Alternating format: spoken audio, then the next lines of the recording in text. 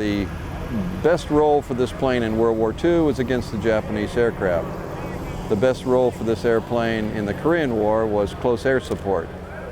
And with the close air support and the 3.5-hour mission, why, it was just superb. As we talk to the veterans, as the veterans come up, and they'll say, boy, how much this Corsair saved them in doing that close air support. So as we go around, we see all these wonderful veterans, and we're losing so many every day. There's so many great stories to be told.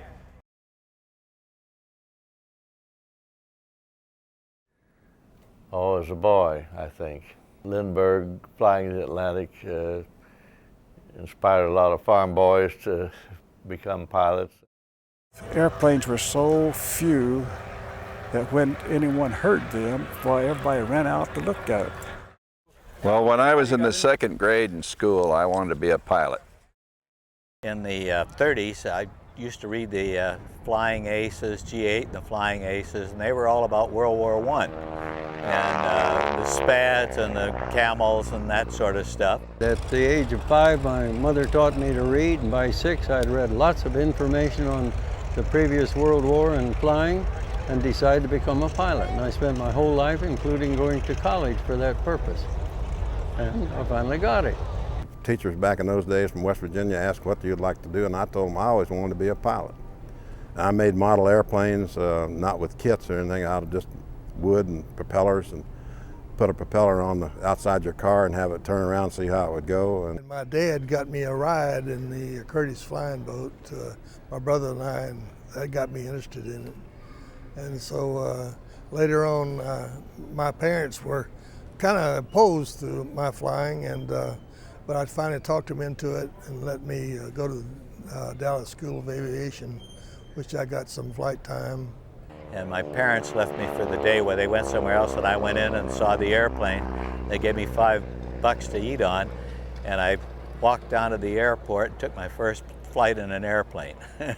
There went my lunch money. In high school, I got a job at McGinnis Flying School, Minneapolis Wold Chamberlain Field. And I was one of the line boys there. I'd push them out in the morning and wash them and keep oil and gasoline in them and prop them when they started. You didn't have a starter, so you just hand propped it. But I was born in 1920, and in 1927, Lindbergh was flying the ocean, and we followed that real closely. In fact, even today, I've gathered Lindbergh memorabilia, and while we were in the Marines, he came down to Paris Island, and he flew down there with us, and I had the pleasure of taxiing with him out under the tarmac, and that was sort of the culmination of it all. So that's what got me started. When I was a kid, I lived about 30 miles west of the Midway Airport in Chicago, and every day, airplanes flew over. I just got to be crazy about airplanes. I was 15 years old and in the milk house of the dairy barn when word came from the owner of the farm, where my dad was a tenant farmer and I was one of 4 boys milking cows, that the Japanese had attacked Pearl Harbor. Well, it sounded rather serious, but I never heard of Pearl Harbor. I grew up way out in the country and didn't mean much to me, except I thought this is serious business because they sound like it's serious. I was just a kid. I joined when I was 19, December the 8th, 41, the day after Pearl Harbor. Walking down Peachtree Street in Atlanta, I met a buddy, a friend of mine from the time we were small children. He said, let's join the Marines. And I said, what's the Marines? And he said, that's the ones who are the first to fight, and they have the pretty uniforms. I said, well, let's go. So we were at Paris Island by the 12th of December. Well, it was a great feeling of patriotism when Pearl Harbor came about, and we didn't know where Pearl Harbor was, but we did know as a 17-year-old, as I was then, that there was a war on. And a great feeling of patriotism swept the country, and I got caught up in it as well as other people did. And so shortly after graduating high school, at age 17, a little bit beyond that, I just entered and enlisted into the Marine Corps. And you know, we thought the Germans were coming in the East Coast, the Japanese were coming in the West Coast. We literally believed it, that they had submarines, Germans did have, and that they were going to bomb California. Well, the society with Roosevelt leading us, he challenged the people that all we had to fear was fear itself, and that we were bold enough and strong enough, and we were going to finally win, and that occasion was going to go down in infamy, and all of us, we absorbed all of this. And as a society, we said, no one's going to beat us. We've got freedom to fight for. Freedom is our family. Freedom is our religion. Freedom is our food. Freedom is our culture. Freedom is our values. They're worth dying for. And as a body, we believe that. We as a country believed it, and the Japanese and the Germans triggered our resolve. This friend of mine wrote a letter. It was a big bunch of lies, but it sounded good, and said that if you come up to Canada and you got some flight time, they'll give you, welcome you with open arms. I went up to Canada for a couple of years, and then when we got in the war, well, I transferred back into the Marine Corps. They would let you transfer into whatever service would accept you. Went to work on the railroad as a brakeman before the war, Pennsylvania Railroad as a road brakeman, and some of my friends were being drafted just before the war, and my older brother had been drafted ahead of me into the Army, and surely I would be pretty quick. So I went to the post office in Fort Wayne, Indiana, and I walked by the recruiting fellows and looked in. When I was 18 years old, I looked like I was about 12. Little red-headed fellow, and nobody paid any attention to me, and till a second time I walked by, and the sailor, I stopped, the sailor said, come on in, and I told him I wanted to enlist. Actually, when I enlisted with 27 other guys from Penn State. 28 of us started out together, and then one of the other guys of that group that was in the Black Sheep, the only one, was Ned Corman, and he and I have kept in touch over the years. He's about the only one that I have kept in close contact with. Well, he asked me what I wanted to be, and when I walked in the post office, I walked by an aviator, a big poster of an aviator leaning against the prop, and said it could be all yours when you win your Navy Wings of Gold. So I just blurted out I wanted to be an aviator. And very coincidental, very, very, very coincidental, the V5 program had just come out, V5 and V10 for high school graduates. I went to Loyola University, and I was working nights at Lockheed and the swing ship. And then the war came along in '41, and they start recruiting at the schools, you know, and they had the Air Force come out, and they had the Navy come out, and the Marine. And I signed up for the V5 program, which was a Navy aviation program. And I applied in June, and I think I went on active duty in about August. The category of naval aviation cadet was available, but you had to go to Kansas City. So, and you had to have your parents' consent. I was only 17 at the time. So finally I got my parents' consent, and I went to Kansas City on June the 6th, 1942, and was accepted as a naval aviation cadet. And then when the war started, I couldn't get a job in the summer of '42. And they said, they're not going to hire you, you're going to be drafted. I said, no, I'm not going to be drafted. I'm going to pick what I want to go. And so then I found out about the V5 program, and that's what I did, enrolled in the Navy V5 program. As a freshman at Tulane in 1941, September '41, I joined the Naval ROTC. And along came the Second World War in December of '41, and aviation was a faster way to get involved in the war. All of the country was that way at that time, about being very supportive, and the younger people were just trying to figure any way they could to get in it as quickly as they could. Every young man in that day was afraid the war would end before he got involved. And he certainly didn't want that to happen, even if it wanted to end. He wanted to get there. And when the war started, it opened up for me, and that's what I went and did. I was a little bent out of shape because the war started 2 years too early for me, but I got there. I've always been interested in aviation.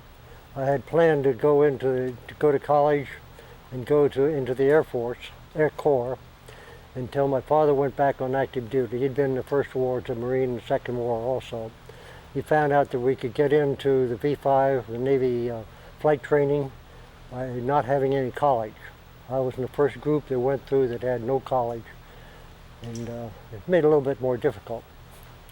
But I'd always wanted to fly, and this was the opportunity.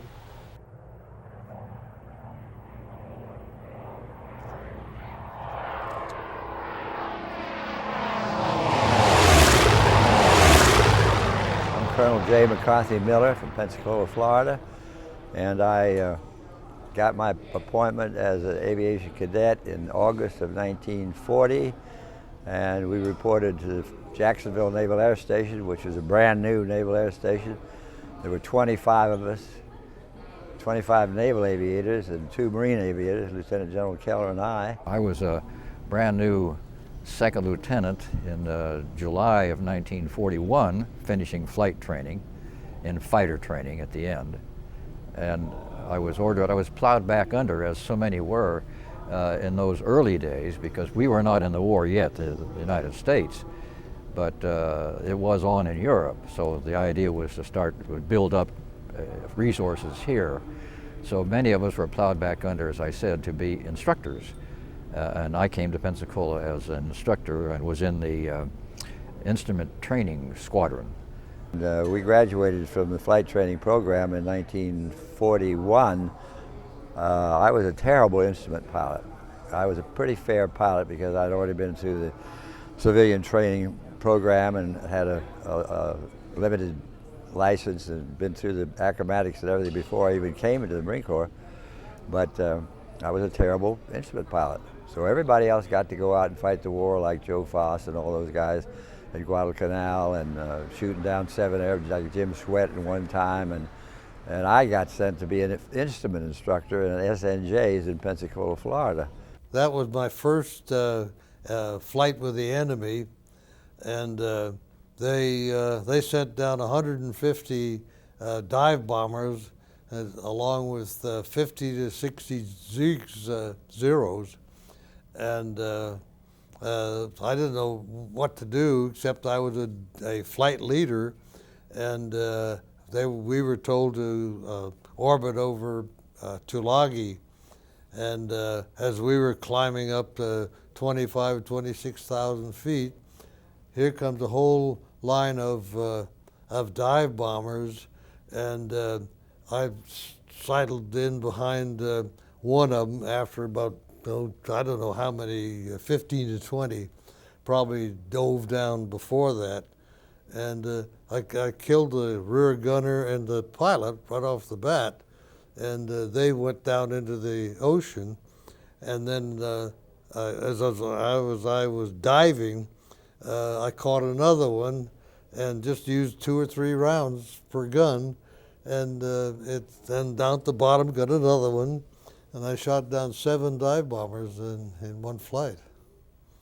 And Admiral Mitcher, who was Commander Aircraft Solomons, wrote my citation. Actually, it was one of the Marines, Colonel Condon, that wrote the citations, but Mitcher sent it to Washington, and God, from then on, my life has changed completely.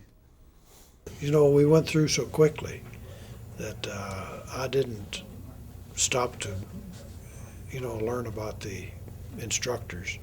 They were pretty decent fellows. I first talked to the Navy to either be an instructor or a transport pilot, and I wanted to fly fighters, and so I walked out of the Navy, and this Marine major said, "You look a little ticked off," and I said, "Yeah, I am," and he says, "Come in here and talk to me." I was in high school and had learned that the Janspot people had built an airplane that traveled 400 miles an hour. It was amazing, and I pinned the photo and the words and music up on my wall, and when the war happened, I decided that I wanted to fly that airplane. The Navy had a wonderful recruiting poster with a Corsair in it, and I looked at that and said, that's the most beautiful airplane I've ever seen.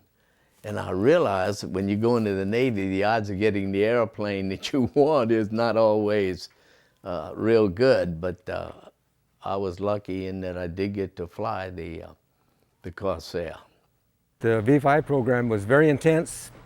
I went with about 20 guys from Chicago on September the 4th, 1942, to the Montana School of Mines, right aboard campus in the frat houses and amongst the professors and other students. And I took ground school half a day and went down in the valley, which is just a mile above sea level, and learned to fly in the Little Cub on snow skis. A good friend of mine, whose father was a vice president of Consolidated Vultee, said, let's switch over from V7 to V5, the aviation cadet program. So we went down to San Diego, and that was a rigorous washout at that time. And we started off in Piper Cubs, and then we went into WACOs, what they called a secondary acrobatic course. So when the war came, I was about to be drafted, and that didn't sound very good. So what I did is I went and tried to enlist in the Navy, and they rejected me because they said I had hay fever. So I went to another Navy base and told them I didn't have hay fever, and then they took me and said that was all right. And I went to Marine Air Infantry School, PLC class, while I was going to college.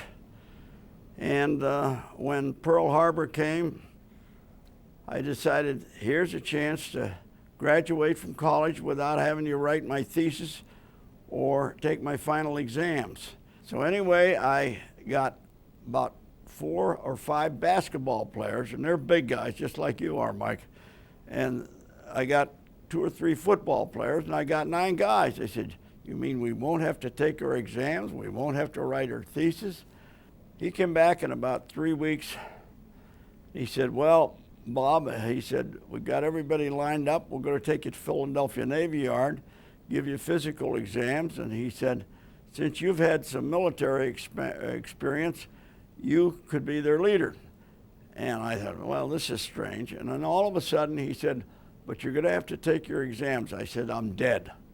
He said, why are you dead? I said, these guys are 3 times my size. They're going to kill me. Went to St. Mary's Pre-Flight School at St. Mary's College, California. Secondary CPT, by the way, was under the auspices of the Lewis and Clark College. Civilian pilot training.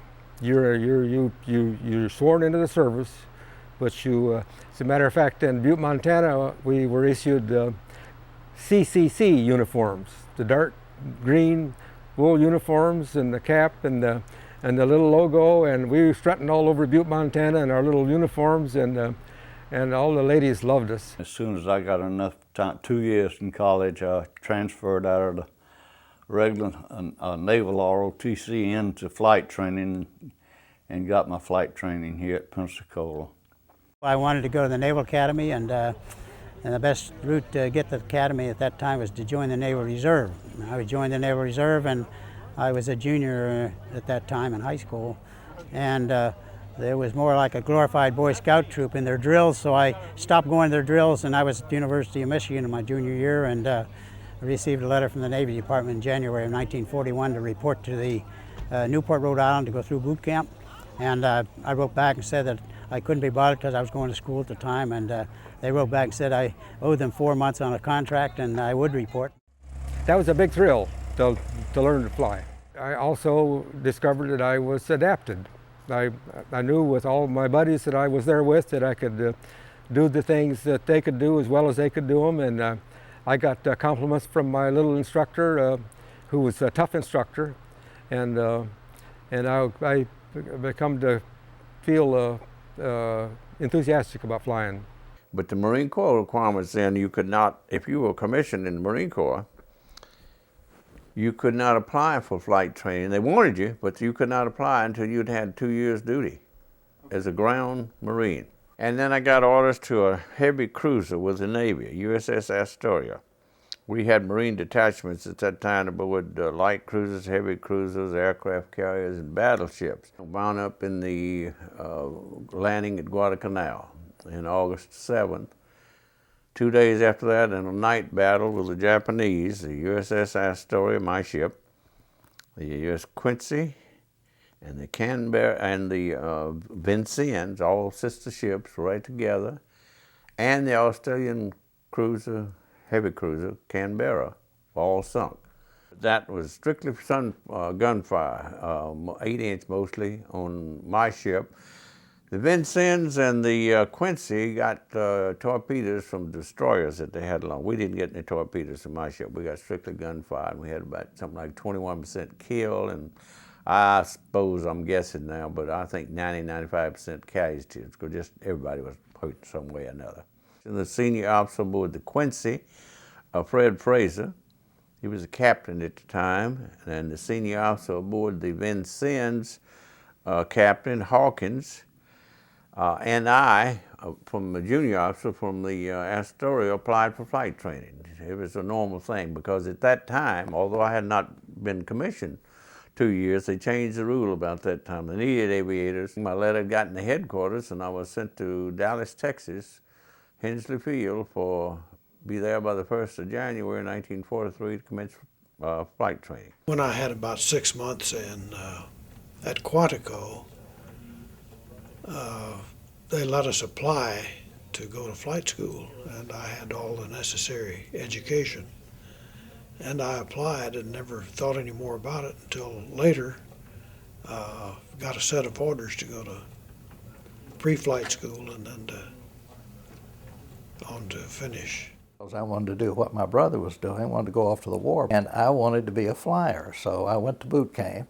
First letter I wrote home to my mother was, well, I learned one thing for sure: I should have stayed home. I found out in a hurry that boot camp was pretty tough, but I got through that, and then I asked to go to radio school or to some air school. I wanted to fly, and they weren't taking any more pilots at the time. So lo and behold, in about 2 months, they announced that they were going to send me to Memphis to radio gunnery school. Finally, I got formed up with a class, and I was assigned to an aviation machinist mate school to become a plane mechanic. Well, I went through that, and then during that time, I'd always thought I was a good shot with a gun, and I thought, well, maybe I can be a gunner. I wanted to be a radio gunner. So Robert Stack, the old movie actor, he showed up with a couple of, he had a good-looking wave on one arm and a good-looking Marine girl on the other arm, and he was looking for candidates to be gunners. And I said, boy, this is for me. I got back from my first year of college, and one of my best friends had just returned on leave from the Marine Corps, and he had been in a year earlier than I, and he was a fighter pilot, and he said, Jim, you know, if you haven't made up your mind what you're going to do, get in the Marine Corps, and if you don't stay in, you could do some commercial flying, or you can make it a career of it. Well, he talked me into it, and I went to register down at Navy Pier in Chicago, and they said, geez, we'd love to have you, but we just changed the rules. You have to have 2 years of college. So I had to go back to college for another year. And it was the best thing that happened to me, because during that second year in college, I got into a civilian pilot trainings program in Piper Cubs. And I got about 60 hours in that and got my license. So when I started with the Marine Corps, I went back, and they were glad to have me, what with the 2 years of college and having my own private pilot's license. During boot camp, I saw an ad about aviation, so I applied and got orders over to Squantum, Massachusetts to enrolled in flying, and I went through the Navy flight program and ended up being commissioned in the Marine. I wanted to join the Marines because the Marines were getting into fighters, and I wanted to get in fighter aircraft, and so I loved the flying once I got into it. In Huntington, West Virginia, and we flew Aroncas. Had about 55 horsepower, I think, and learned to solo. And then the best of the students didn't have to take the second section, and I happened to be in the first section. They sent us on down to pre-flight school at Athens, Georgia. We first started flying Porterfields, then went into Wacos, then we went back to pre-flight, then to E-base, where we flew Stearman.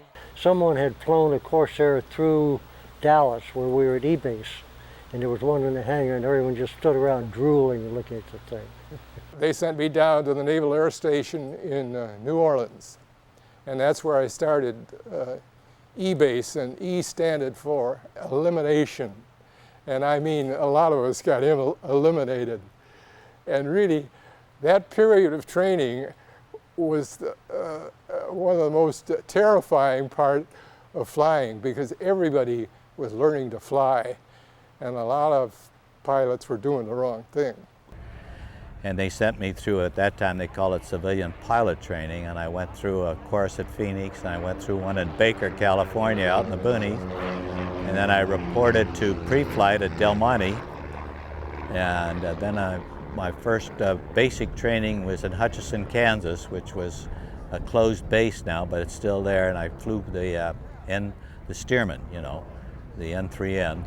Things started, we just went to basic trainings up in Massachusetts, in Sparta, Massachusetts, and we were flying the Yellow Perils up there, and that was pretty primitive. The tower was made out of wood, and the guy stood up there with a blinker, and he told you when to go off or when to come down, you know, and that was it. Got out of St. Mary's pre-flight school into Stearman's in Pasco, Washington. Well, we started flying in the Stearmans, really, the Yellow Perils, we call them. That was the N3N Stearman, the Yellow Peril. An open cockpit. Now that's real flying. Stearman, great airplane. When I got to fly that I didn't care if I ever did anything else. And from there went down to Corpus Christi, where we flew the Vultee Vibrator, and then SNJs. Vultee Vibrator, they called it. Vultee SNV. We flew that for formation flying and so on. We flew the Vultee Vibrator, they called it, over at Ellison Field, and then from there we checked into the SNJ for instrument training. When we went through flight school, our instrument training was needle, ball, and airspeed. We didn't even have gyro horizons or needle, ball, and airspeed and the descent indicator. And that's what you learned to fly with. From there I went to Pensacola and flew the Vultee Vibrator, the SNJ. Flew the old Vultee Vibrator, which was a fixed wheel predecessor before we got into the SNJ, which was the AT Texan, and there we got a lot of pure fighter pilot type introduction. We shot at sleeves a lot. We did a lot of gunnery training out over the water at Corpus, and a lot of competitive training, and we did a lot of bombing with the bombs with the shells in them, little smoke bombs. We had a lot of targets. They're lead, you know, and you had your hits recorded by your instructor, and you got measured very severely. You aim your guns at something and hit it, and you're in competition all the time. Your ammo is colored, and you get more hits than the other guy, and you become a hot shot, you know, if you do that. And as you go along, you found yourself that you were adapted to what you were doing. You become more interested in it. You worked hard at it, and you got a little braggadocio about being a little better than some, and a little envied because there's always someone who does better than you do, always. No matter whether it's your physical training or whatever it is, you can run faster than 80% of them, but there's always 20% that can beat you. We went on to Pensacola, and we flew the SNJ, and that was a great plane. It was, of course, a two-seater. You had to have an instructor to show you the way. And, but it was much more like a fighter plane than the Stearman was. We went down to, I guess the next one was Pensacola, Florida, and I went down there and we flew P-2Ys, and those had been flown to Alaska in 1928. So there wasn't very good equipment for a while. And then after that, I got in PBYs, which I hated. We went to Naval Air Station Opelika, and there we flew some dive bombers, SBDs, torpedo bomber, the TBD. I flew a few flights in it. But the most remarkable thing of all was we were assigned to do anti-sub patrols and the airplane, an SBC, which was an open cockpit biplane with a rear seat gunner, just like the World War I airplanes. And we carried depth charges and flew anti-sub patrols out into the Atlantic Ocean. Everything was manual. We had a single thing in there that was automatic, hydraulic, or electric. Took 32 turns on a big crank for the flaps and 56 on the wheels. And it took a real struggle to get those wheels up. When they went down, you didn't dare have your hand there because you couldn't hold the crank. They were so heavy. And you just turned loose of it and let it fly. Flew the SNJ and flew the OS-2U and the Orion aircraft. And then went into fighter training at Miami and flew the old F-3F. It was a biplane, fighter plane from World War I days practically. I went through DC-3s. I didn't like those because I almost put one through a hangar. And then another time when we went to Cherry Point, we were supposed to get B-25s, but they didn't have enough instructors. So what they did, they called us in and they said, do you want to fly dive bombers or do you want to fly fighters? And I didn't like the idea of dive bombing, so I said fighters. And then the guy made a statement that I've never forgotten because he said, you're going to spend the rest of your life in those. And that was an ambiguous statement, to say the least. The Navy had a little different concept from the Air Force. When we went through, there were no navigators, bombardiers, multi-engine fighters. You were able to do anything and everything. I was lucky, and I guess I got good enough grades to get into fighters, which I wanted, and I stuck with fighters all along. Funny, I came back to Quantico, and you know, in the RCAF, you salute uncovered. So I came back and reported to this lieutenant colonel and walked in and saluted him uncovered, and man, I'm telling you, I thought so he asked me, where did you come from? And I said, I came up those stairs out there, and that really infuriated him. At almost every phase, they must have washed out half the class. As a matter of fact, when we finished I was very lucky. In WTS, we had an old radio ham, taught us Morse code, and he gave it to us at about 16, 18 words a minute, but then slowed it down, the pauses in between.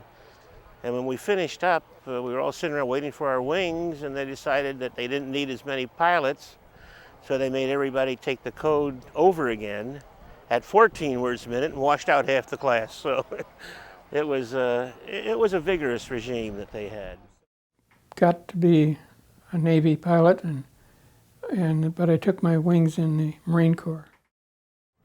And had no major problems going through the training at Pensacola. I ended up at Miami, where we had fighter training. Flew the old Brewster Buffalo down there, which was not a top line, but a fighter plane of that era. And then ended up there in September of '42 and launched my career in the service. There were 7 of us Marines. By the way, most of them wound up being generals by the time they got through Korea and Vietnam and all like that. But the rest of the pilots were all Navy pilots, and we were second lieutenants and they were ensigns. And after a little while, they got promoted to JGs. And let me tell you, they gave us a hard time. But after that, we got promoted maybe 6 weeks later to first lieutenants. And we were even with them, and the next thing you know, in 6 weeks, we became captains. So we gave them a hard time. Then when I graduated from flight school, I was 19 when I graduated from flight school. commissioned in the Marine Corps. I had to go in the Marine Corps because my father was there and so was my brother. My brother had enlisted. We went to Miami, flew SNJ some more for advanced training. It's called pre-operational. And I flew the Brewster Buffalo, which was a real dog. And then we got the Brewster Buffalo, which was pretty much of a dog, but it was, quite a step up in horsepower. Nice to look back and say I was able to fly the Brewster Buffalo, the F-2A, because they didn't last very long. When the Brewster Buffalo flew, it was a good airplane, but it had a Curtiss engine and a Curtiss electric prop, and the prop was always going into a very fine pitch on takeoff. So we lost a lot of airplanes doing that. Matter of fact, it was a dog to keep in the air. We had 12 at pre-operational, and they thought they were lucky to get 2 of them in the air all the time. They even had tools in there, so if the landing gear would not come down, we could cut this wire and cut that wire and unscrew another bolt, and the landing gear would fall down. So it was a great airplane. But it was a wonderful airplane to be in an accident. I was never in one. But I've seen them go out through coconut trees, no engine, no wings, and no tail. Here's the cockpit, the guy slide back the hood and step out. I joined the Marines at Pensacola from the Navy to the Marines because the Marines were doing all the fighting in the South Pacific, and that's where I wanted to be. Dick Truesdale and I went through flight training at El Toro together, and we went overseas together on the same carrier. And we ended up in the same squadron, VMF 223. I learned to fly in 1937 in a J3 Cub in Medford, Oregon. And from then after that, I went through CPTP and got a private license. Then I joined the Navy and went to Seattle. And in Seattle was when we had December 7th, 1941. And then we ended up going to flight school at Corpus Christi, Texas, and graduating there at August 17th, 1942 as a second lieutenant in the Marine Corps. You got your wings, and it was in the backyard of where the senior officers lived down here on the Naval Air Station. So it's a wonderful, wonderful ceremony. I never will forget it. I was commissioned a second lieutenant in the Marine Corps rather than an ensign in the Navy. When I graduated from naval training, I transferred to the Marine Corps, which is the same thing. And I flew the airplanes that they furnished, and a lot of carrier work and Guadalcanal, and then the carrier work, or play, whichever. And at Daytona Beach, I flew Wildcats as my fighter trainer, and then went to El Toro and flew it in the Corsairs. And then I went to the through carrier training F4F, which was a Wildcat, and then eventually ended up at Santa Barbara and joined the F4U squadron, the Corsair squadron. When I graduated from flight school, Corsairs and other fighters were very rare. I had to take a operational flight training in a SBD because there were no fighters available. They were out in the Pacific. Went to operational training in Jacksonville. I'd taken fighter training at Barron Field, Bloody Barron we called it at that time. Went to Jacksonville, went down to Green Cove Springs, Florida, Lee Field. And Major Dobbin was my instructor. He had a flight of 6 students there. He later became general, and started for the old F4U-1 Corsair. Went to Jacksonville, and that's where we got checked out in Corsairs. Graduated out of Kingsville, Texas, and I went directly to Corsairs in Jacksonville, Florida. When our first tour duty was instructing out in Grand Prairie, Texas, in the Stearman, and then I went through training on the SBDs down at Jacksonville, and they sent me out to El Toro, and then that's when I got into the F4Us. We went out to El Toro and flew the F4F Wildcat, and then the Corsair. The Corsair was, all the young pilots get together and talk about that. And the guys that came back from Bougainvillea and so on, they were our instructors. And there's a lot of hero worship. Guys like Joe Foss and Chief Seinert. I think he was Navajo.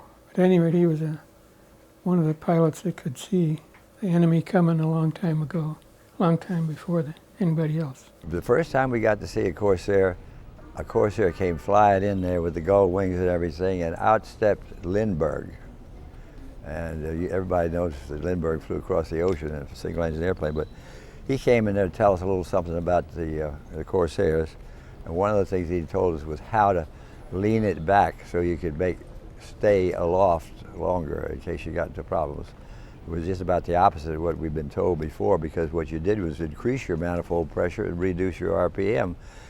And then he told us one other thing. It's the world's greatest fighter plane, and some of the Air Force generals said that if they had to choose one fighter plane, it wouldn't be the P-51 or the P-38 or the P-47 or anything else, but it would be the Corsair. Well, I tell you, it's awesome and it's sort of fearsome, you know, when you had N2 S's, the old biplane Yellow Peril, and then you go into SNVs, the old Vultee Vibrator, and then an SNJ, and then you wind up down there, all of a sudden you're in the Corsair. Had shotgun starter. You put about a 10-gauge shotgun-looking shell with only power in there and kicked it over, and that was a little technique to getting it started with that.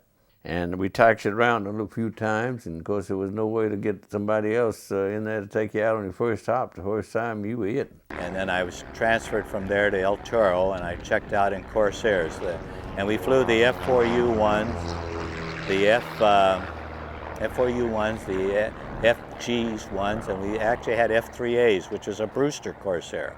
I came out to El Toro, and I had to fly SBDs for 100 hours before I could get into the Corsairs and check out. Finally, I got there. Up in Pasco, Washington, we formed the squadron. We formed a combat team in F4Fs, FM2s, and then they sent us up to Pasco, Washington, where they had the U.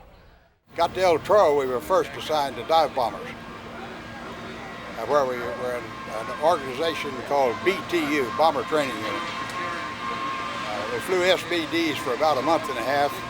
Then we were reassigned to FTU, which is the Fighter Training Unit, and there started flying the Corsairs in February 1944. I was one of the original members of VMF 215. We started in September 1942 at Santa Barbara, actually Goleta, which is the United States Marine Corps Air Station Goleta at that time. And that's when the squadron was formed. I no sooner joined than they got the orders to go overseas. Well, the CO of the squadron says, you can't go with us because you don't have any time in the Corsair. And they had about 1 or 2 Corsairs, the first original model, the birdcage canopy and the low tail wheel. And he said, I said, well, I want to go to the squadron. I want to left behind. He said, okay, we'll get you checked out. So one of the pilots who had already flown the airplane goes out and stands on the wing, and I'm in the cockpit, and he said, well, there's the starter and there's the prop control, and that's it. So I took off and flew my first flight, and I got an hour and 1/10. Well, I was in VMF 113 at that time, getting ready to go overseas, and it just like a whole different world. We've been flying the Grumman F4Fs or F4 F3s, and the Corsair was just so much more of an airplane, really. It was just, we all loved the Corsair. I first flew Wildcats, F4Fs, and then I was one of the unfortunate ones that was picked to go to instrument instructor school, and went to Atlanta, Georgia, where I went through the instrument instructor school and was posted to Cherry Point. When I reported in, I didn't tell them I was an instrument instructor. I told them I was supposed to come in for transitions into Corsairs. I was assigned to 913, Marine Fighting Squadron 913 at Cherry Point. They moved us down to Parris Island, to VMF 312, and this was in late August of 1943. And so I went to Great Lakes to qualify on carriers. The Sable and Wolverine were 2 old Great Lakes steamers that had a flight deck put on them. I had gone through carrier training on the SBD, you know, on field carriers. And when we're doing field carriers in a F4U is a totally different thing. The SBD is so, the controls are so loose on the, you could go in, make a carrier approach and you could do this with a stick and it make no difference. But you couldn't do that with a Corsair. Benberg said there's one limit on the Corsair. It cannot turn with the zeros or the Tonys, so don't get into a 180-degree circle and keep going around, because on the third pass they'll be behind you. So don't do any vertical with them either for any length of time.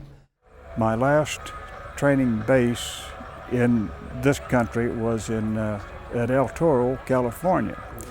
I had earlier taken the Corsair lessons in Jacksonville, Florida. Captain Kenneth Walsh was my Corsair instructor. Corsairs I flew were the old bird cages. They weren't all bird cages. There were some bird cages there, and at this time, I graduated in April 1944, and by this time, a lot of first tour pilots had come back. Kenny Walsh was in that squadron, and I'm ashamed I can't think of some of the other guys, but they were old, some guys from Pappy Boyington's outfit, and they were all tough, war experienced guys, and they really taught us how to fly the U-bird.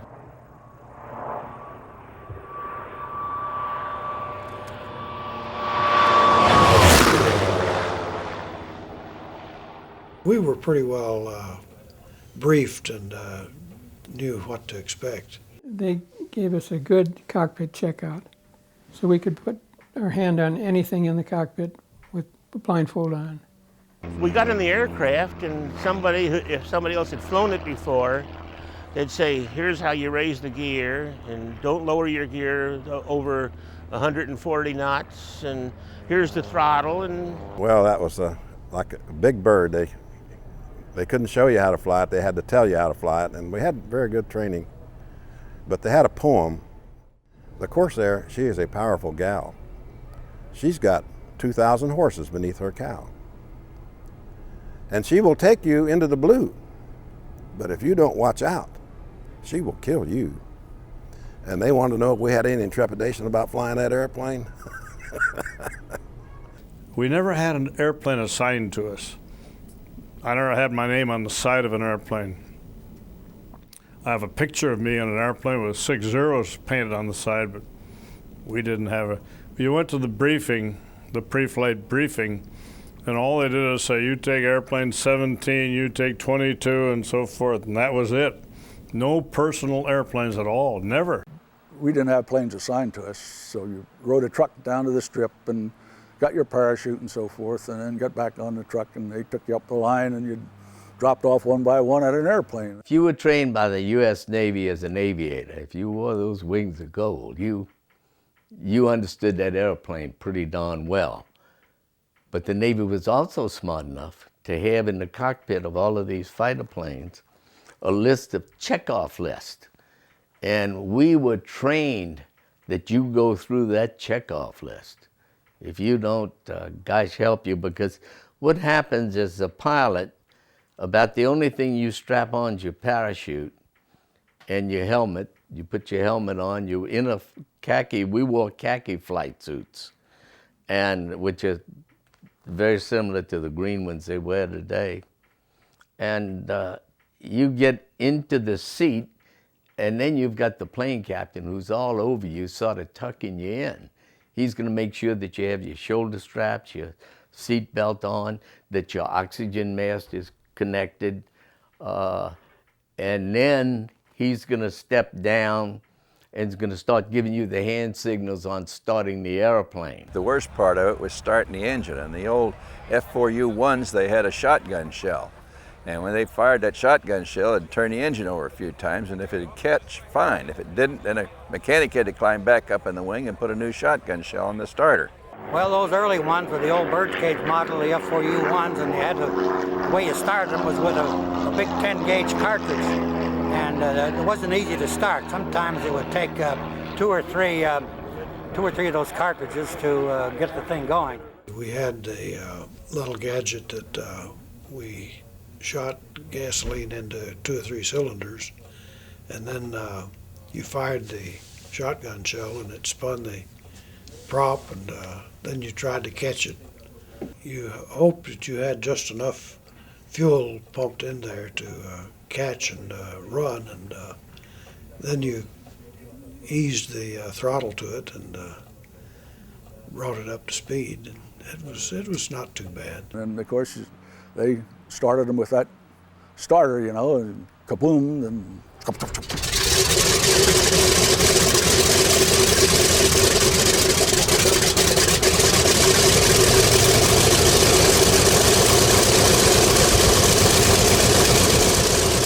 One of the 4 guys that came in the same time I did went off on a flight and got lost and landed in the Air Corps field.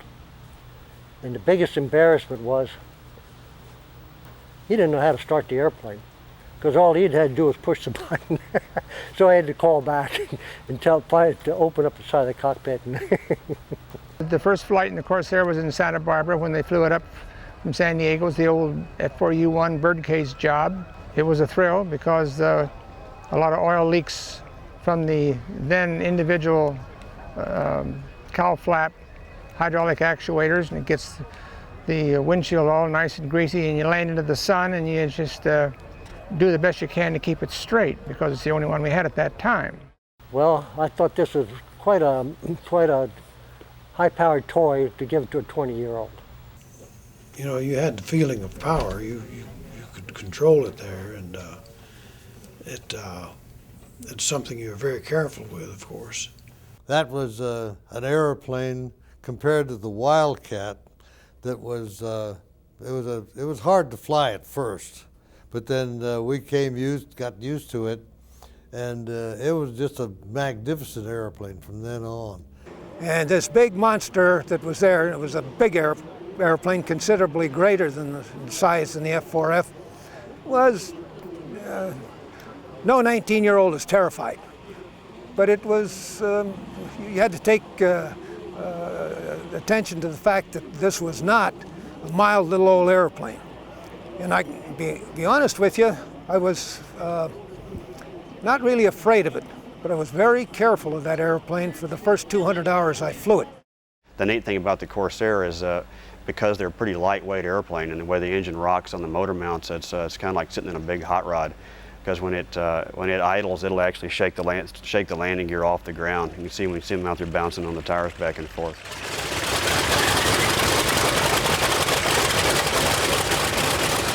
Once they cough the oil out of them and everything clears up, then the engine's very smooth and it idles smooth. But from what you feel in the cockpit on the outside, since it's got very short stacks and they all come out right down in front of the wing, what it sounds like on the outside is a different thing. It's a really neat barking exhaust sound that comes out of it. You know, after working on the same airplane and putting your blood, sweat, and tears into it for 15 years or whatever it happened to be, I wondered, now should I go out and find somebody that has a lot of experience in an airplane, in the Corsair, and have them do the test flights for me?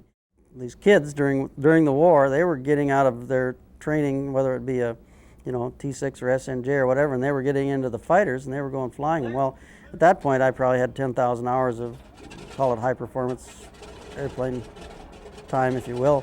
So I decided that I would test fly it myself. I remember that very vividly, going out to the runway that first day and doing all the run-ups and adding power and going down the runway. And of course, you know, like most pilots, you probably think of the landing as being more of the excitement than the takeoff. And I mean, it went so smooth and so nice that it was just totally uneventful, and it was a great experience. I got in the cockpit and I looked up towards the end of that fuselage, and it looked like it was a mile away. But we'd had a good ground instructor. His name was Percy Avent. It was a great plane, even for takeoff. It was had lots of excess power, and it handled, it straightened out in a good way. You know, sometimes the power is more than the stabilizer on the rear end, and you have to be careful about that. But the Corsair was really well done in that respect for takeoffs and landings. We would set preset all of our tabs, aileron tab and rudder tab. And if you didn't, you might run out of, you could kick full rudder and you wouldn't get enough correction. You had right wing down and right rudder and some back tab, but it was just to help you because that bird could get away with it, you know. Your propeller controls and your throttles are on the port side of the airplane, so your left hand controls everything. And for takeoff, you want that prop spinning as fast as it will spin. 35, 36 inches with the manifold pressure. You just shove all of that forward. And depending upon your load, if you're going up to function as a fighter and you have nothing but jetsonable fuel tanks, you can get off the ground pretty fast. But if they hang a bunch of bombs and rockets on you, you're going to be a little more sluggish in getting into the air. And we flew that thing until we felt pretty comfortable in it. Still a lot of respect for it because, you know, you can't just sit there and go from dead stop to the full range of the power as fast as you could move the throttle quadrant. So it was kind of a surprise to us. We had to learn to ease that throttle forward and check and make sure that our rudder would keep us aligned where we wanted to be. I can remember that. I'll never forget that bit. And I've heard other people say about the same thing. I took off, everything was gone, and down the runway.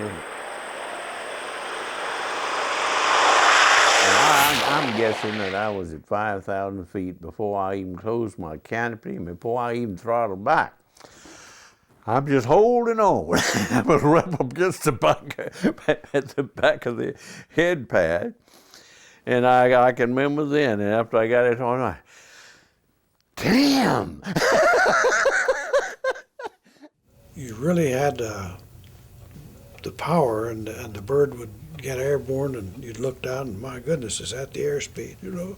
I remember there were 2 or 3 of us flying sergeants in the flight at El Toro there. A.T. Taylor was flying the first trip, and he's, my goodness, 250. It was a bird that could really build up speed in a hurry. I don't remember particularly the first flight. I remember I was at El Toro when I learned to fly it, and soon after that I went overseas and flew them with 215. It was certainly a wonderful plane. I liked it better than any plane I ever flew. You know, we all respected the Corsair, even though we might have been flying in something else. But that was the image of the Corps, that gull-wing Corsair, that was Marine. And I can remember just, you know, it looked like hundreds of those Corsairs coming and going over the island all the time. Certainly there were dozens of them at a time. And they were always beautiful to look at.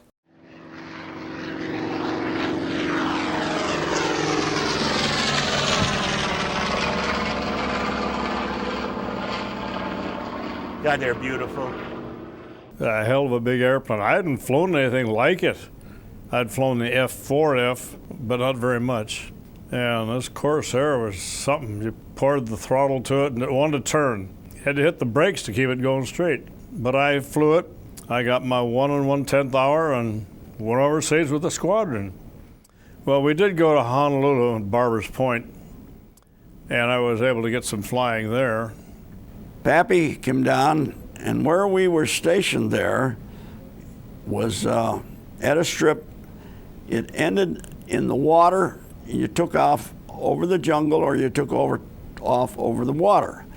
Now, these coconut trees, these palm trees, were not very far from the end of your wingtips because they were still in the process of building fields over there. All right, Pappy come down. He said, you sit in this airplane. He got a hold of me. He said, you sit in this airplane for 3 days and learn everything so you can close your eyes and move all this and that. So I sat there, and Shorty, the other guy, he sat in it for 3 days like I did. And Pappy said, well, today's your big day.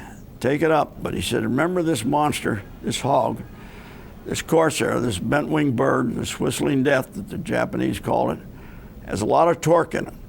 Be sure that you don't let that torque take you into those palm trees. I took off. I took a few of the palm fronds with me, took it up to 7,000 feet, got her up there, did some stall landings, come back down, bounced it in. Pappy come down, picked me up.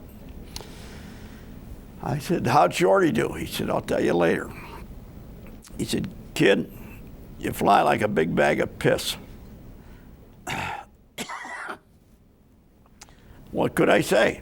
I think it's just more anticipatory. We all, in those days, I don't think we ever saw a pilot's handbook. Somebody just went through the instruments and all the controls with you and told you what experience they had, and then you just took off and did what you were supposed to do. Asked a couple guys some questions and you get in it. And the book is not very good compared to the other books I've read. And the questions you asked get different answers. So you just get in it and you go. The way you checked out in a fighter, of course, any fighter, was you read the handbook and they asked you some questions, but nobody got in with you and took you around. So the senior guy, Dan Johnson, Captain Johnson, had 10 hours in the Corsair.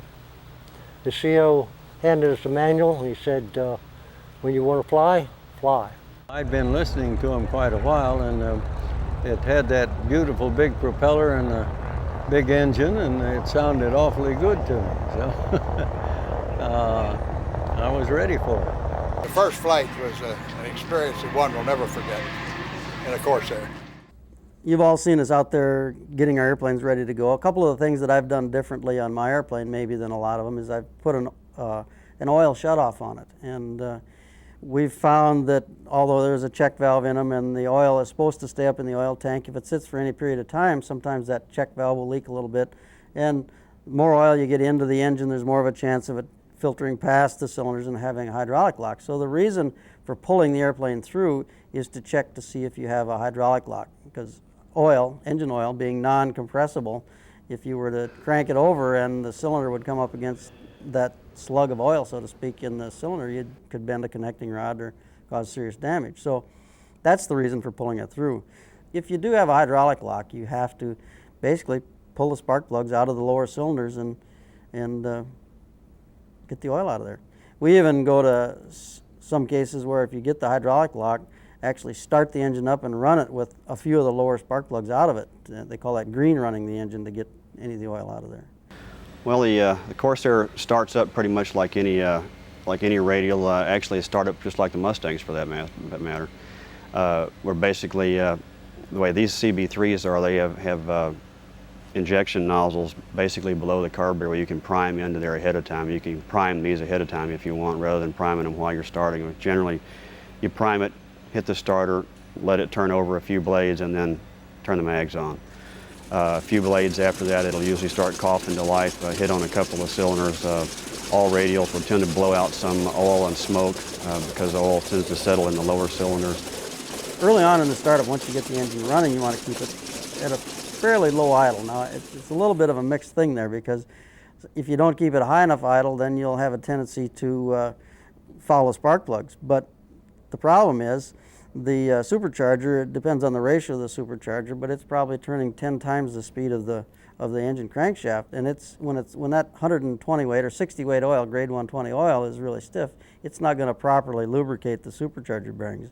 So if you see us sitting out there idling for quite some period of time, it's because we want to get the oil temperature up to a point where we're getting proper lubrication. Run the mixture into auto rich and then just taxi the airplane out. We're always going to line up into the wind, hopefully. We call it a field barrel check. And what you're doing is you'll dial the altimeter to the field elevation, and then in the Colesman window you'll get the barometric pressure of the day. Because if you set it at that manifold pressure and the propeller is in flat pitch against the pitch stops, you should see a consistent RPM. But if you had a cylinder that was weak or a valve that was bad, you're not going to really find that on a mag check. But by pushing it up to the barometric pressure of the day on the manifold pressure, you should be able to look at the RPM and see a number there. It's the same point you want to do your mag check. Now, the mag is the magneto, obviously, that supplies the power to the spark plugs to fire the cylinders. And it's a redundant system where it has dual mags. Now, most of these engines, the 2800s, don't truly have dual mags. They have one magneto that has two sets of components in it. So it's a single unit with dual components in it. It only has one rotating magnet, but it has two sets of basically the electrical side of it. And from there, it will create the high tension voltage, and it sends it to the distributors, and then the distributors send it to either the front spark plugs or the rear spark plug. You might have a perfect spark plug that'll work at idle. It'll fire at idle and run smooth, but when you get it up to the higher manifold pressures, they'll break down and they won't fire. So that's why you want to do that magneto check at, we commonly use 30 inches. That's kind of a common number rather than doing the 29.72 or whatever the field pressure might be.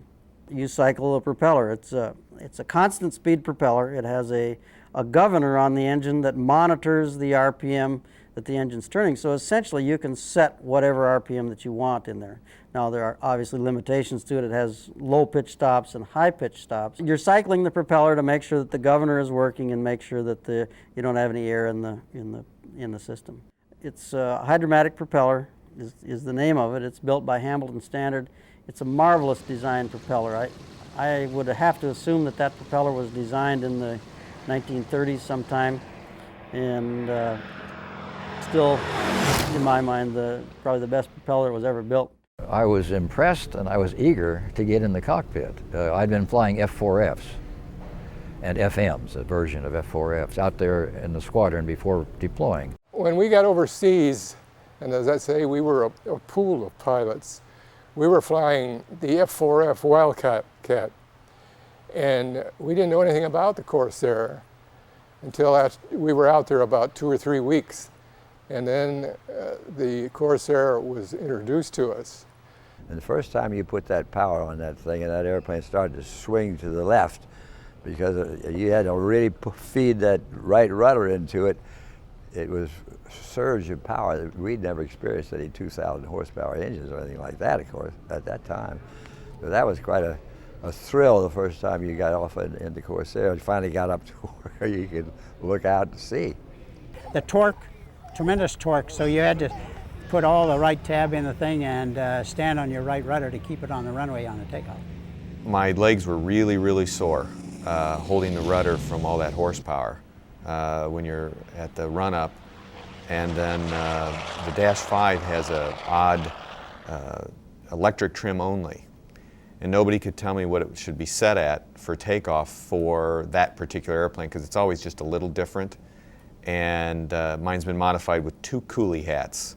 One works the rudder and the cow flaps, the other is the ailerons and the elevator. And on the takeoff roll, the airplane was not feeling right, and here I am trying to grab all the right trims, and it was difficult because you have a lot of pressure to get it off the ground if you're not trimmed right. Get into position and hold. You lock the tail wheel, and the tail wheel helps keep you straight down the runway, because there is a pretty goodly amount of torque when you add power. And even with that, as you push the throttle forward, you almost have to follow it with right rudder to compensate for it. Of course, you've already put in probably 5 or 6 degrees of right rudder trim, and you got a little bit of aileron trim in it, and you've got the pitch trim to the point where you whatever takeoff attitude that you want. Just go roaring down the runway, and I will usually do my takeoffs in a semi 3-point attitude. I won't raise the tail real high. I will raise the tail up enough so that I can see over the top of the cowling, because it's always nice to see that there's nothing on the runway. And so I'll pick up the tail enough so that I can see over the runway and then let it fly off in that attitude. As you, on my airplane, move the gear selector handle to the up position, it has obviously gear lights, and it also has a set of slider bars that show the gear when it's actually in transit and moving. Corsair has a flow restrictor on one of the landing gear, and I think you probably see that in most of the Corsairs that take off. You usually see one gear go up first and the other one follows behind it. But the gear comes up, locks, doors close, I usually use 10 degrees of flaps for takeoff. Again, bleed off the flaps and set your climb power and climb on out and go have some fun.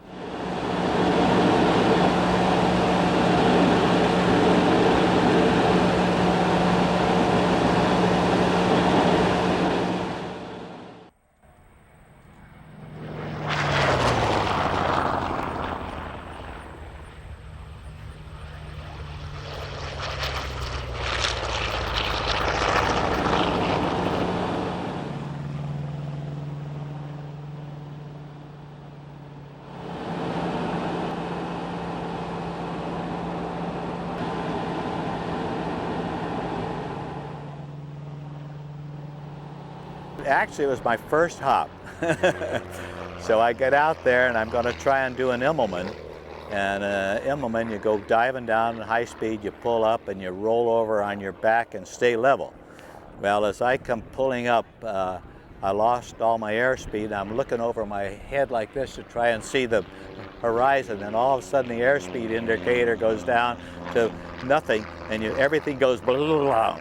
And I come plunging down backward, and the plane flips into an inverted spin, upside down, so you're spinning upside down with almost total loss of control.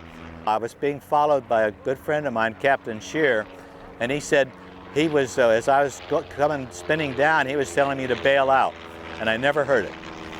You're fighting that airplane so hard, you're kicking this and pulling it and trying to get that sucker out of it, so you're concentrating on what you're doing.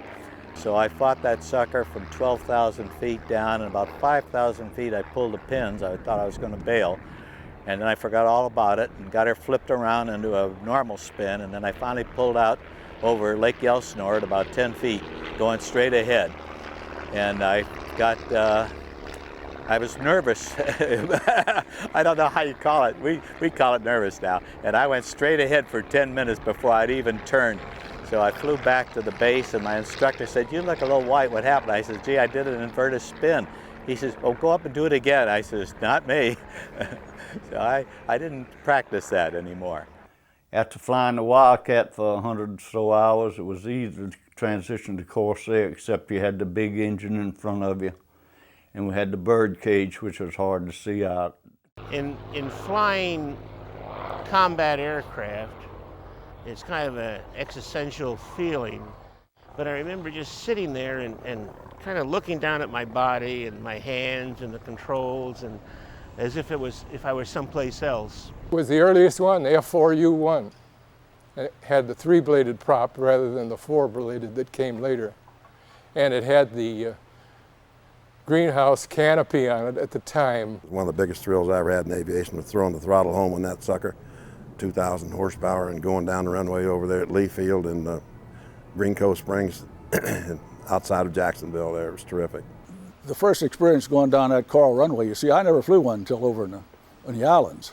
We didn't have any Corsair training in the States at all. And so all the new pilots there in the pool would laugh at each other as they made their first round and tried to land that thing. But then the laugh was on you whenever you went to go around.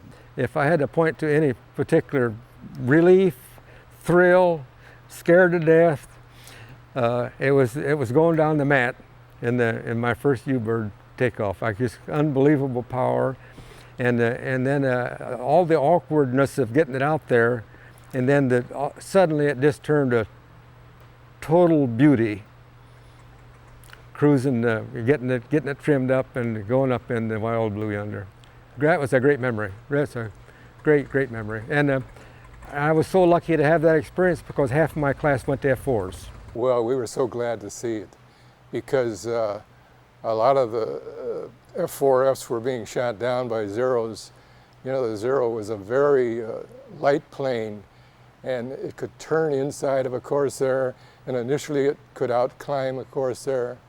The only way you could get away from it in a Corsair is to roll over and dive out and then come back and get in the fight later. But the Corsair was a terrific plane. It was a heavy plane. It could take a lot of punishment.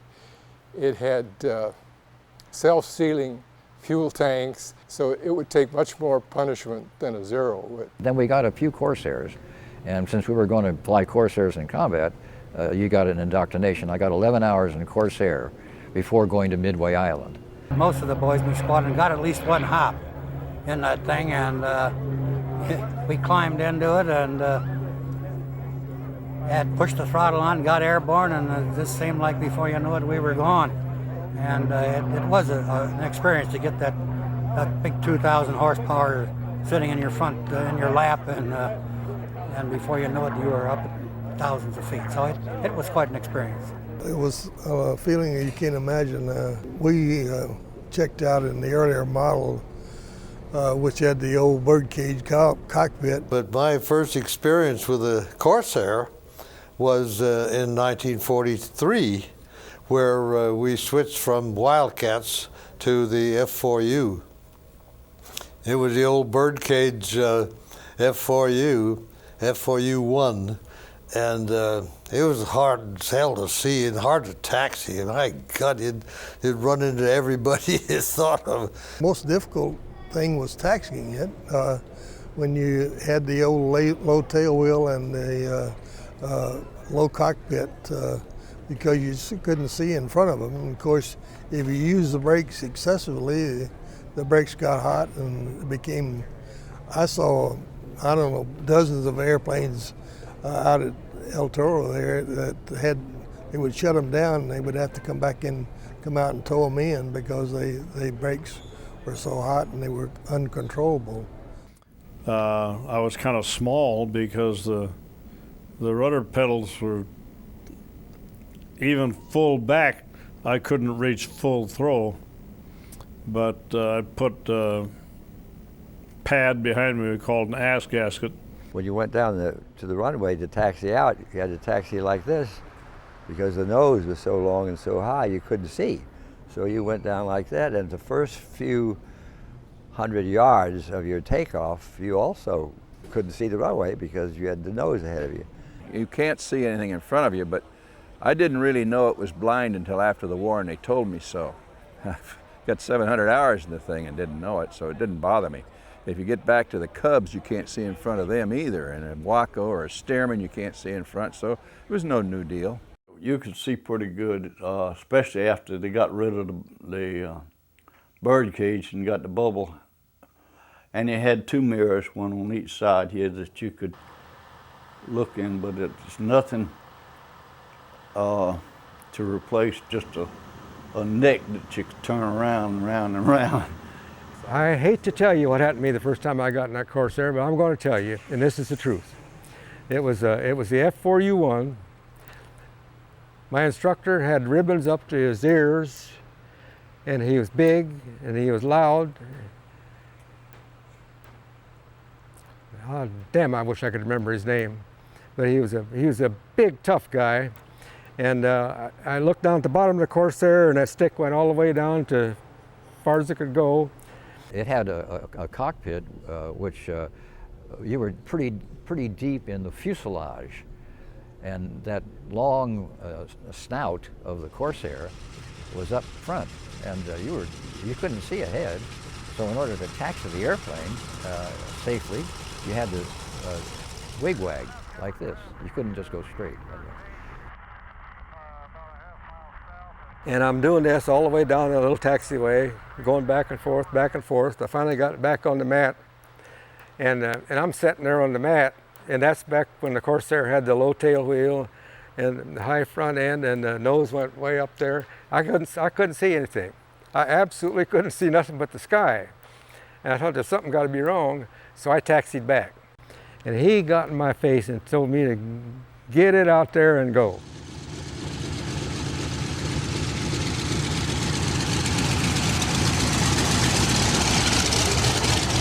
Later, they raised the pilot's cockpit and put a bubble canopy on, and that gave you much better visibility on the ground and in the air.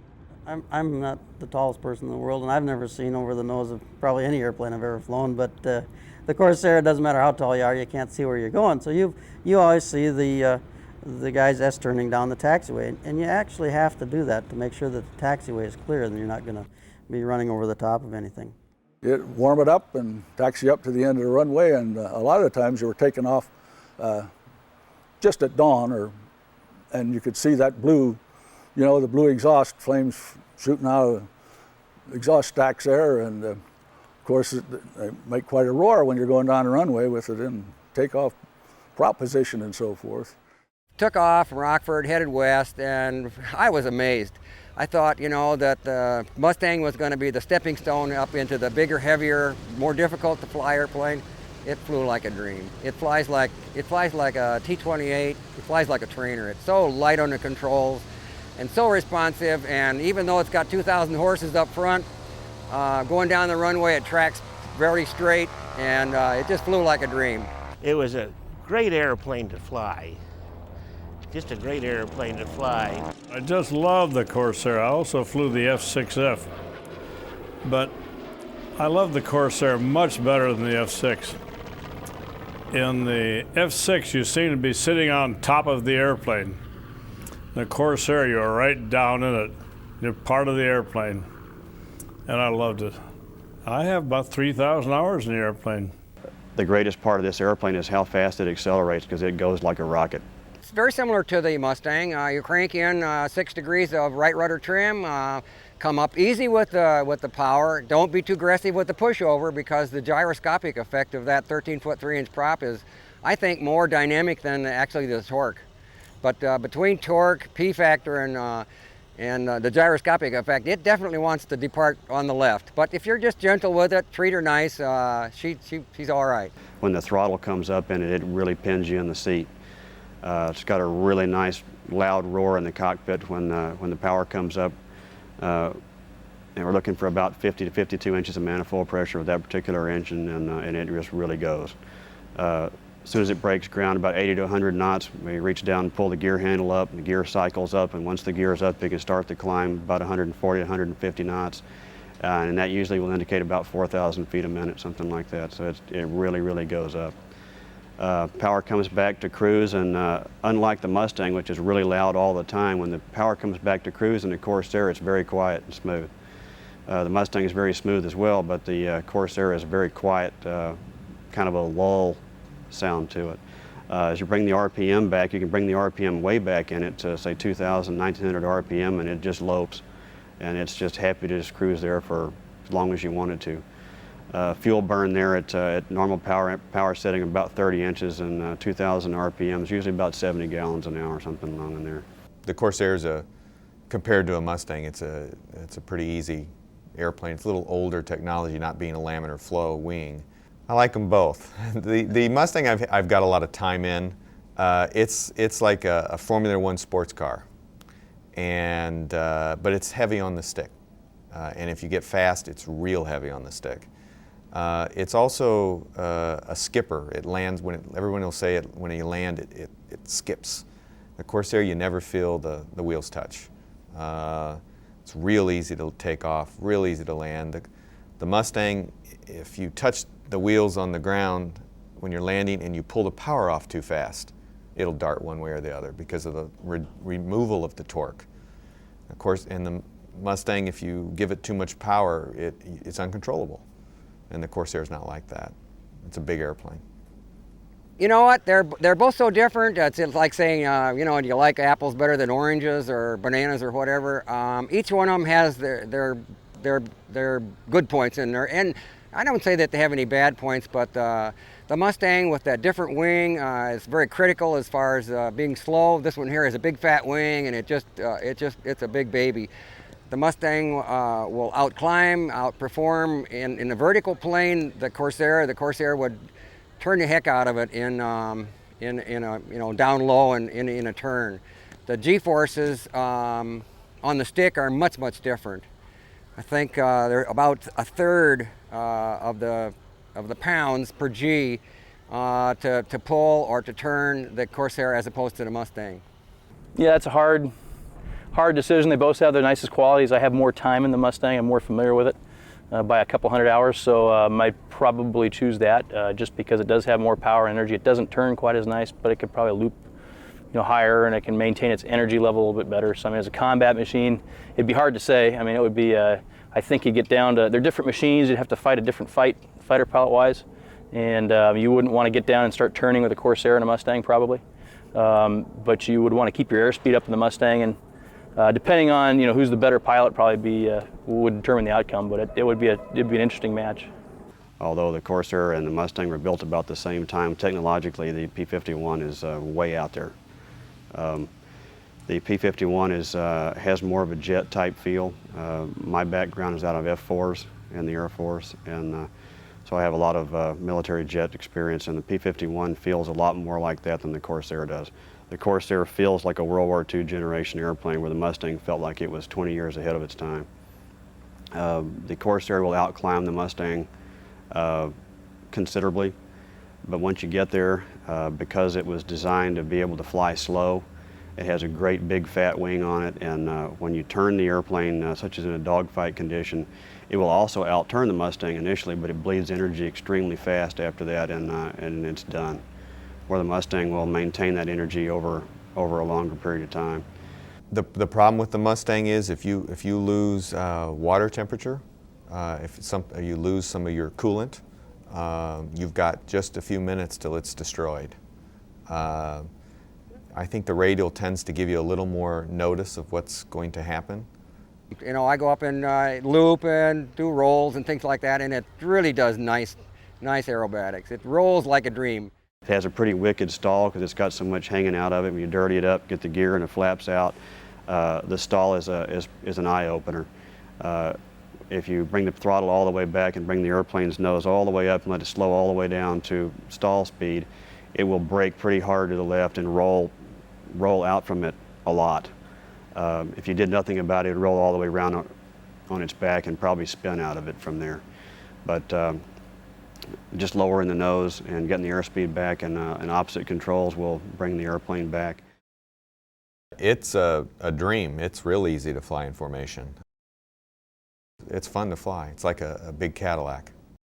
In the air, it flew like a dream because all you had to do is just think or lean or something like that, and you'd be automatically go with you.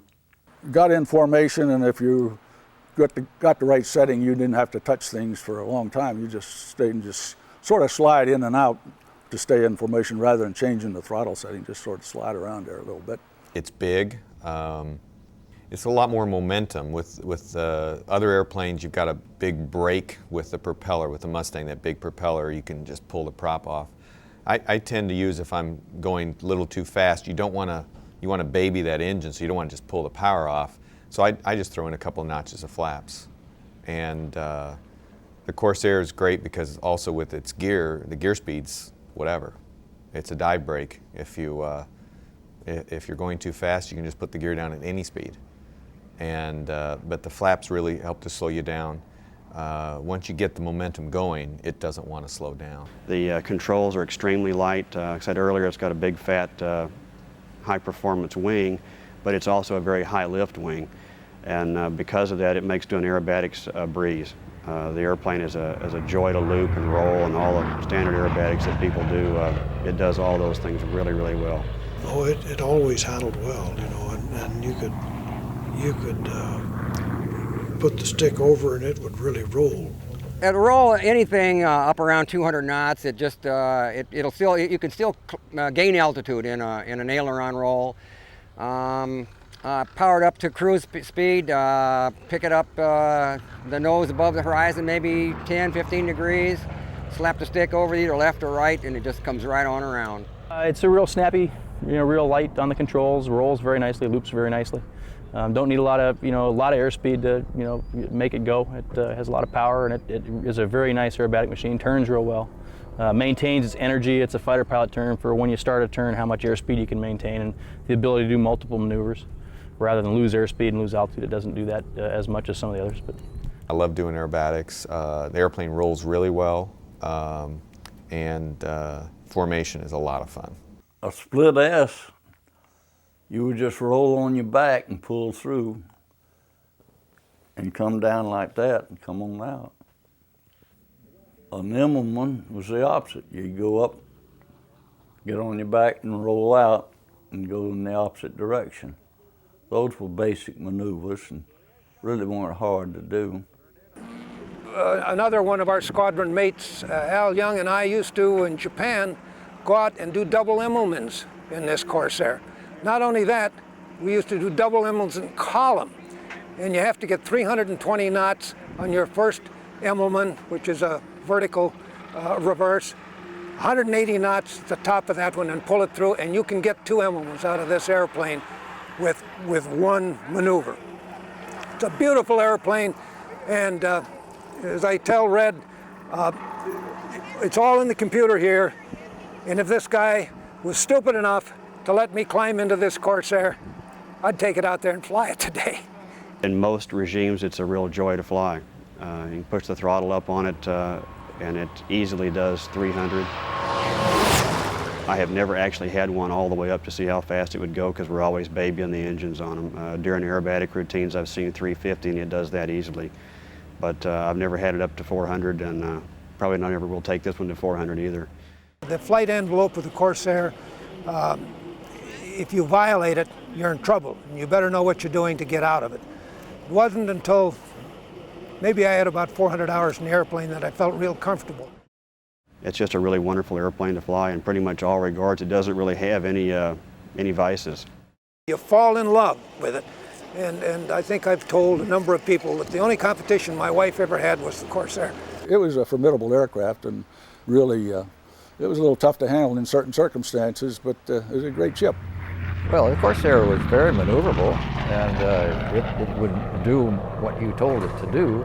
It's a fighter's fighter. You just had to think what you wanted to do, and it'd almost do it for you. I can't remember the names of the instructors because they were black sheep guys who were sent back who did not want to come back, and they were kind of angry, and so they took their anger out a little bit on us, and in those terms they were what we would call just a little bit ticked at us all the time, and then made us toe the mark. But they did all the leading. And man, we corkscrewed that Corsair in dive bombing and many hours of target shooting, strafing, oxygen gunnery, and we flew hard because they knew what we had to know. And so I was to make a run on a banner, a towed banner up at 15,000, 20,000 feet, whatever it was. And so this time, what you did is you would go well ahead of the tow plane, and you'd make a 180 and come back over, and then you would get just about the time you got over, you would roll into a dive, and then he would be moving as you came down, and you would strafe at the target. So this one time, I was a little bored, so I went way forward, and then I came back and I did 2 barrel rolls before I pulled down into the thing. In the pilot's manual, you are not supposed to spin it, and you shouldn't do any snap rolls. Well, at 20 years of age, you want to explore the envelope, and I have snap rolled this airplane, and I have spun it. You don't go more than 3 times because it goes flat, and you have trouble getting it out. And the other thing he said is it has one weakness. Don't spin it over 2 turns. Well, we had a guy in our outfit called Johnny Hench who'd been a Canadian Air Force pilot, and he was kind of a wild man. So he said, I'll spin it, they won't know anything. So he took it up to about 12 or 15,000 feet and put it in a spin, and sure enough, it didn't come out. And he's spinning flat spin, and he's trying to get out of there, and his hatch jammed on the way down, and he finally worked his way up to almost to get his parachute out, and the flat plate area of his body caused the airplane to come out, and we were right down there in the tower. That plane came over, blew the ailerons off right across there, and Johnny Hench flew straight ahead for a long time before he made a turn and came back. But the rest of us didn't spin those things very much. It was crazy. We chased people off of boats back in the back rivers, turned over sailboats. we would fly low enough over sailboats to turn them over. There was enough prop wash out of behind us.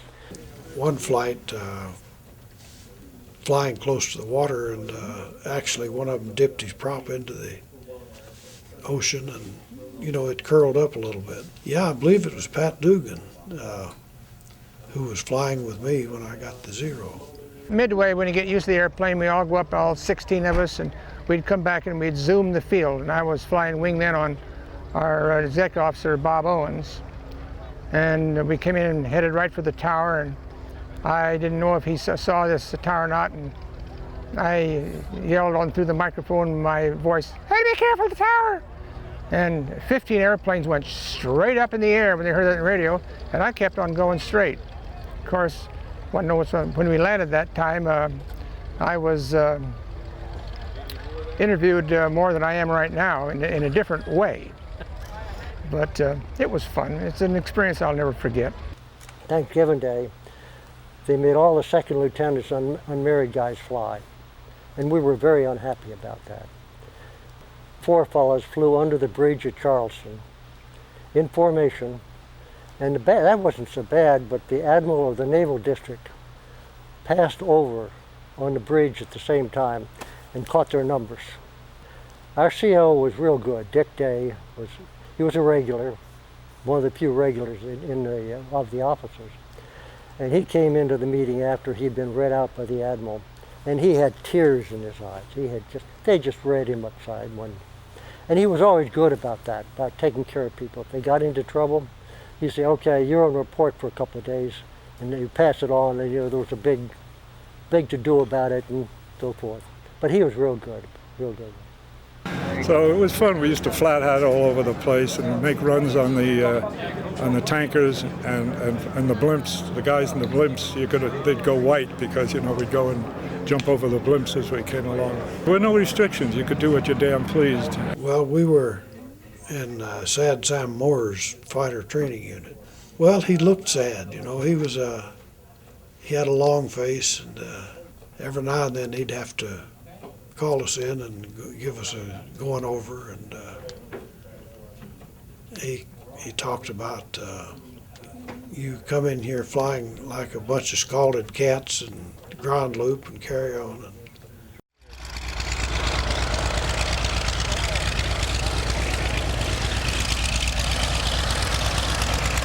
It's a very familiar sound. You'll never forget it. When you hear it, what goes through your mind? When you hear it, you know that's an R2800 Pratt & Whitney and an F4U Corsair taxiing.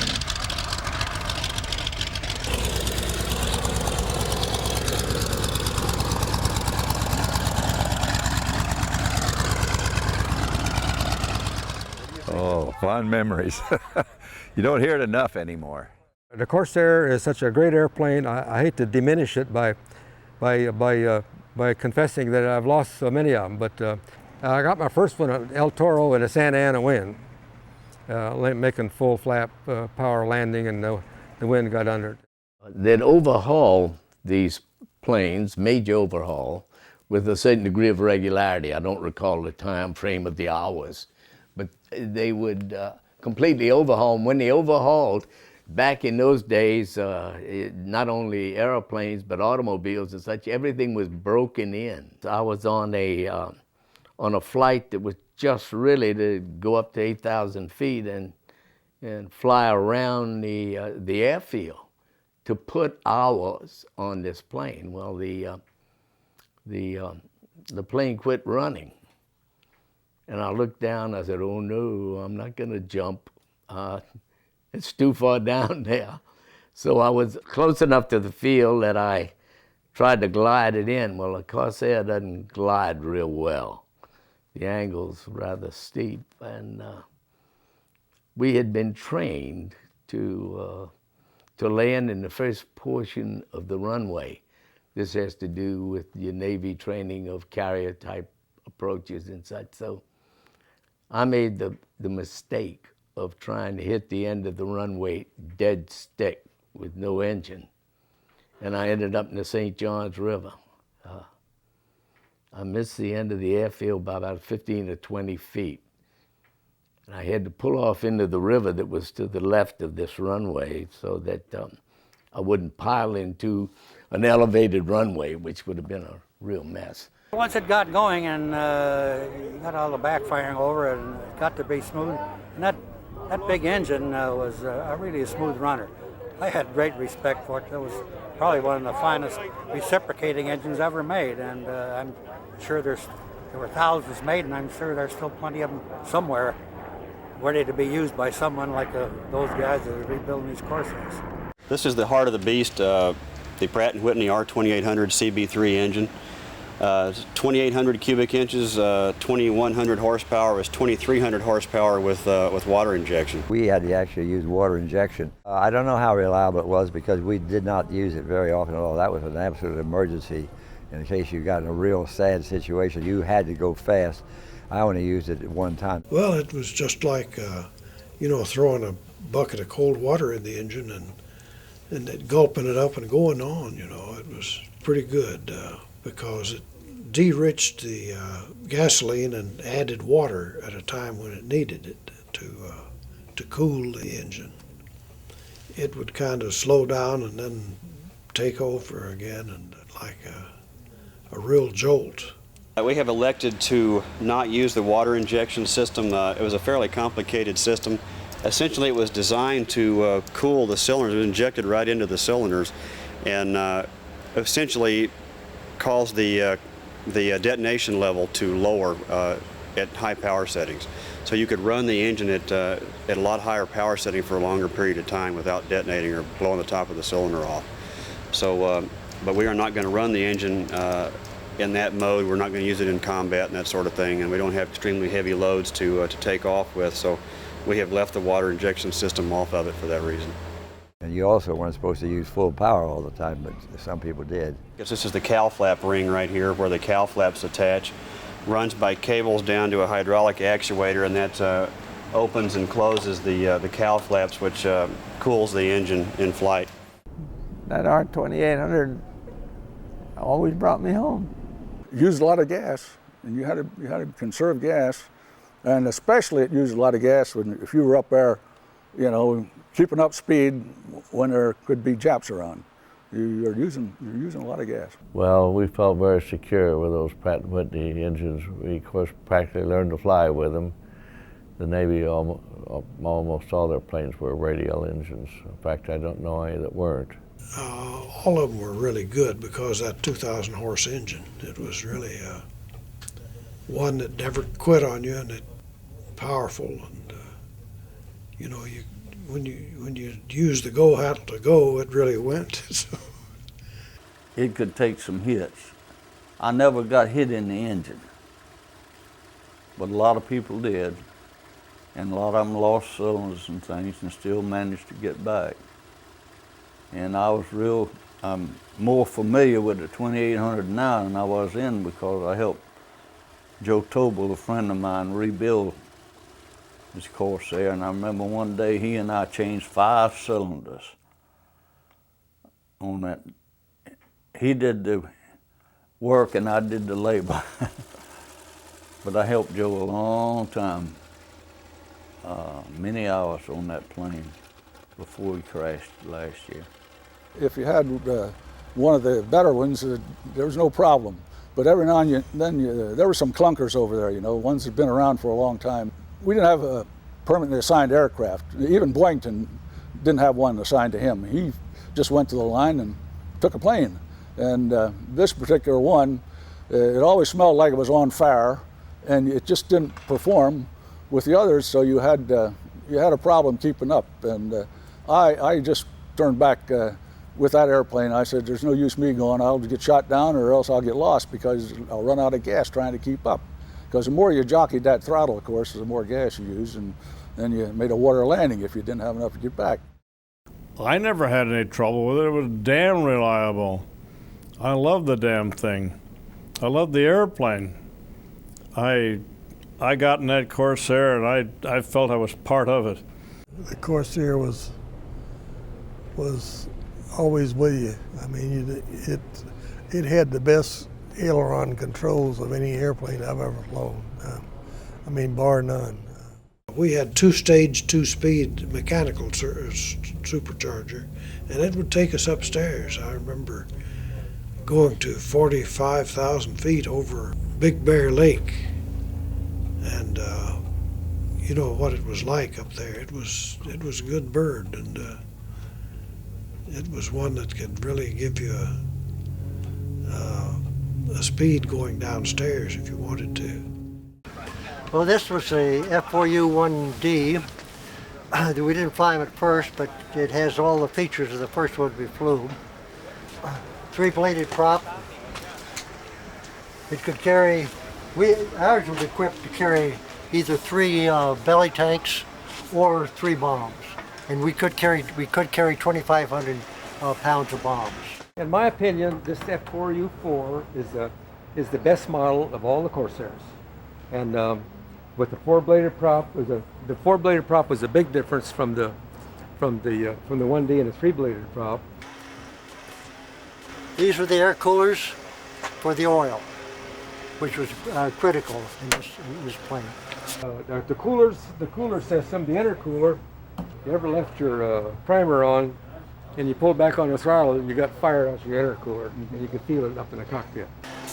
This was where the gun camera was to take aerial flight pictures of we could hook those up with when we pulled our triggers or when we pull the bomb release or when we pull the rocket release. And I've never seen any gun camera film of anything because back my time, I think everything was wearing out. The maximum speed, straight and level, was 425. Now, I think I had it going much faster than that when I rolled over and dove straight down for about 5,000 feet. So I was doing well over 425 miles an hour straight down. It was a good actually it was a very, very good flying airplane. This is the essentially the firewall of the Corsair. We have restored all this area to basically new. All this material was all brought down completely to bare metal, inspected thoroughly, and then painted back up with epoxy primer and polyurethane. There's not a lot here right now. This is basically the location out in here of the oil coolers go on both sides. All the oil system tubing go along the spar web right here. And this, by the way, is the spar of the airplane. It was a tremendously strong spar designed to be able to drop the airplane in from a good number of feet on carrier landings. So it's by far the strongest part of the airplane. You can see the way it's built here. It's a monster. But it's the oil tank up here. Just put that on, and at some point in time here in the future, within the next few months, we'll be running the oil tubing that runs out to the oil coolers and start mounting all that stuff up there. These are the attach points, one there and one there on each side for the engine mount. So the engine mount bolts in right here and then hangs way out there in the breeze, and the cowling all bolts up to it. So this part's got a ways to go, but it goes together pretty fast because most of it's just a bolt together arrangement out here. They thought the F-6F was a better airplane to go aboard the carrier than the Corsair. The only way the Marines ever got the Corsair at the beginning was because when the Navy landed them aboard, just about the time you saw the landing signal officer give you the signal, it was behind that wing. And they had a tendency to blow the rear wheel, and when you took the power off, one wing would drop. And the Navy just decided long ago, about 1943, that they didn't think they were suitable. The F-6F was more reliable for them. So that's how we got the Corsair in the beginning.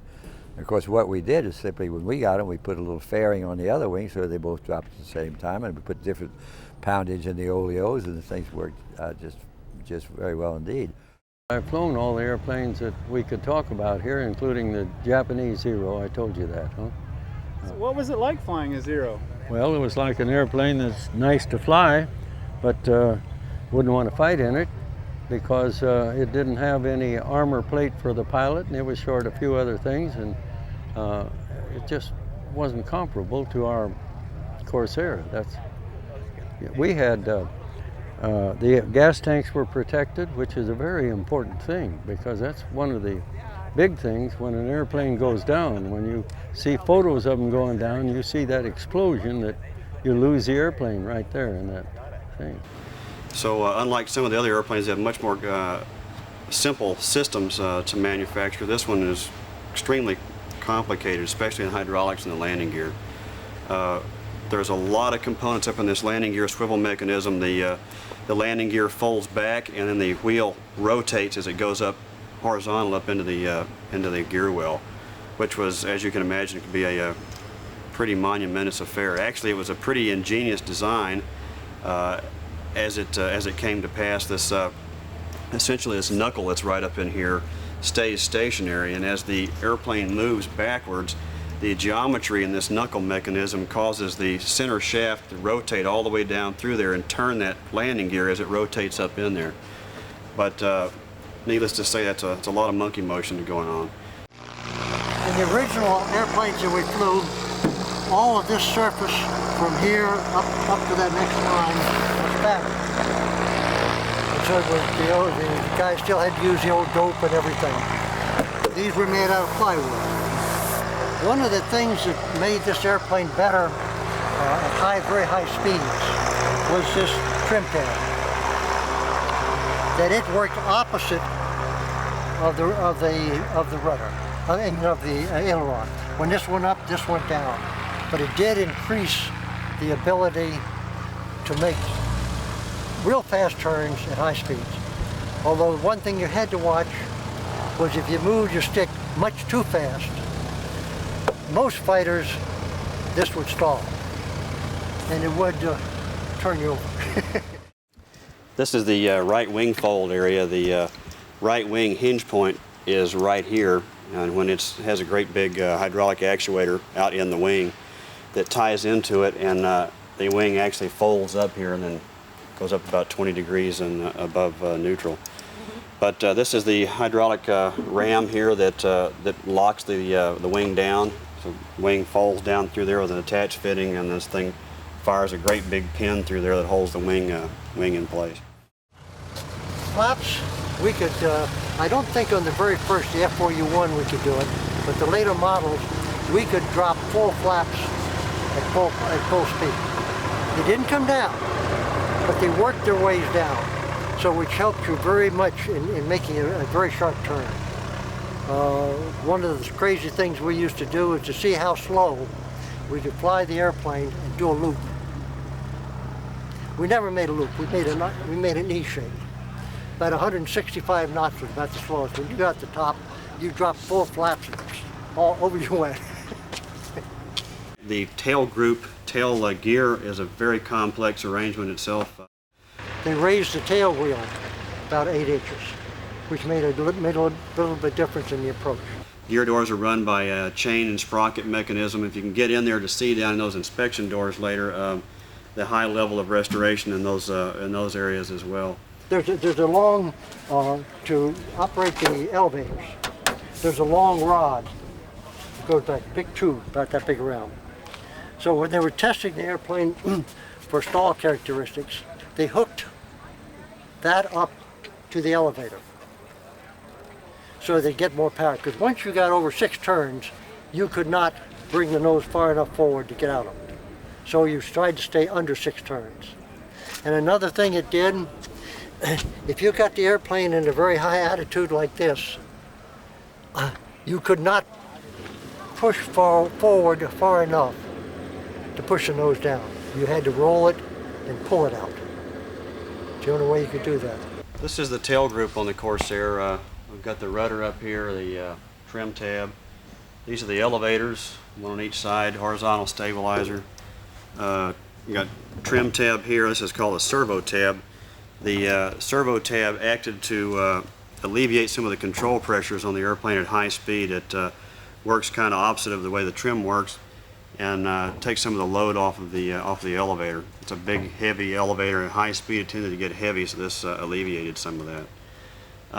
The fabric work, all this fabric work here, also the elevators the ailerons are over on the tables over there, are all made of wood, believe it or not, and then covered with fabric. But this was I'm not going to demonstrate it.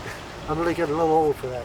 But left foot, right foot, left foot, right foot inside was getting into it. The seat attaches to the rear section of the fuselage and basically just hangs out into the breeze over here. This one foot rail right here, you can see, unlike most airplanes that have floors in them, this one didn't have a floor. The pilot sits suspended out here in the seat, which basically hung right in here. The rudder pedals suspended out across those footwells, and your feet, your heels, rested in those footwells and went back and forth on the rudder pedals. None of that's in there yet, so it's kind of hard to show that. But it was kind of bizarre because if you lost lost a pencil or something like that, it was never seen again by human eyes. It was gone forever. So it was kind of a peculiar design to not have a floor in an airplane, but the later ones did. The Dash 4s and above had floors in them. Our ammunition here, we had three boxes. We carried a total of 1,200 on either side, 2,400 rounds. The guns are replicas. The FAA and the government won't allow you to have real guns in them anymore for obvious reasons. But anyway, they are replicas. They're exact replicas of the original guns. The shell chutes and the rollers and all that stuff are actual real products. These were the ammo boxes right here. They flipped up, this cover flipped up, and you can actually just pull the ammo boxes right out of the airplane to fill the shells back up and stick it back in the airplane. Had a complex mechanism of doors that close all this mechanism up here and seal that up. Some of it's on it, some of it's not. The primary door is on it. The back ones are off, obviously. So you can see the structure of the wing. The leading edge area of the wing was aluminum.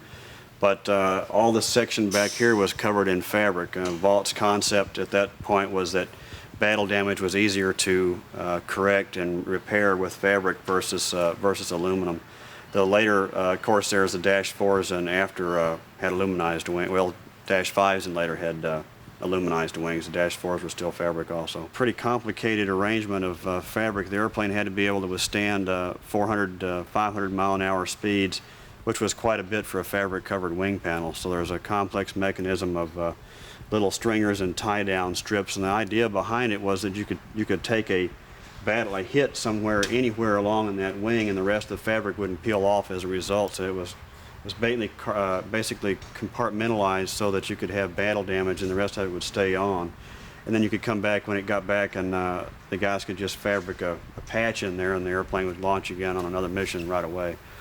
So I guess it worked okay for them. They left it that way from one other subsequent airplane before they changed it. The climb speed and the power at slow speeds, and a going aboard carrier, you could hang it on the prop so much. Matter of fact, I never went aboard with anything. I went aboard with the F-4U-5. I went aboard with the 4. But the 4 is just absolutely my favorite airplane in the Corsair.